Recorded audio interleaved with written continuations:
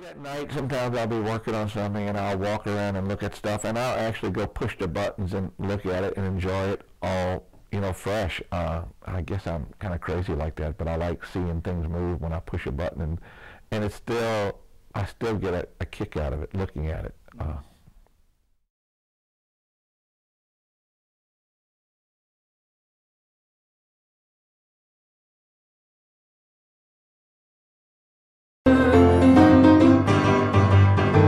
Went down to the truck stop, to the ladies' room, wrote, if you're a 10-foot woman, or won't you call this phone? Just then the door flung open, and a big girl cried, ain't got it north to south, daddy, but I got it side to side. She was 10 foot wide. Lord, a 10-foot woman. The Mystery House was started about 10 years ago. My family and I were visiting Albuquerque on a vacation, and we saw a place that was a lot of fun, and it was called Tinkertown. And from that experience, that when we first saw it, I realized, hey, we can do this. We have all the same junk. I like to say that Tinkertown was a Western version, and we have a Southern version, and a lot of our themes in our place have a Southern, New Orleans, Louisiana theme to it. But the creative process for me is sort of throwing a lot of things on the table and, keeping a few things, discarding a few things, shuffling them around, making them look nice. Sort of like when I play Scrabble, I have a bunch of letters.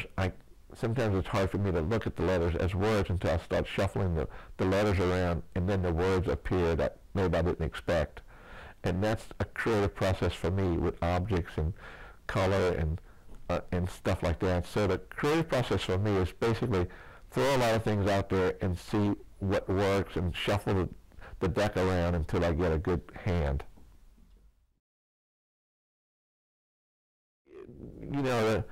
Out west, you go out west, and there's this thing called a jackalope, which half jackrabbit, half antelope. And when we started this place, I realized we should have a jackalope type object, and the alligator came up, and the alligator heads are floating around all the time. So I don't know, at some point I took the alligator head. I think I may have mounted it onto the taxidermy body of a fox and called it the doggy gator. And that might have been the first, whatever you call it.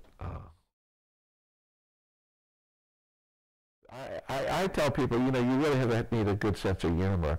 And I think that might be part of it. If they don't have a sense of humor, they're going to miss half the experience.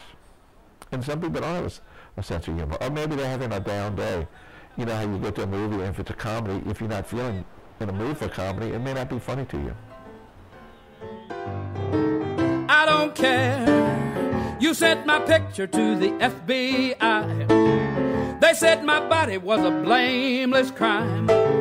Oh, baby, I don't care. Just had to pay a little fine. And, baby, I don't care.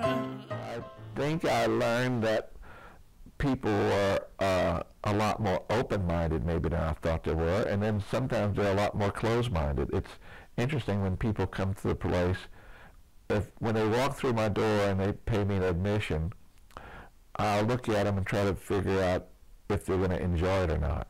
And you never can tell if they're going to like it or not. I'll have some hippies walk in, and they don't get it. They'll come back and say, well, why did you do this? And then I'll have some, a Jewish couple from Miami, who are retired, and they just go crazy over the place. So there's no telling who's going to like it, who's not going to like it. And, that's part of the game, I guess. Excuse me, abuse me, I won't mind. I'm dying for frying in turpentine.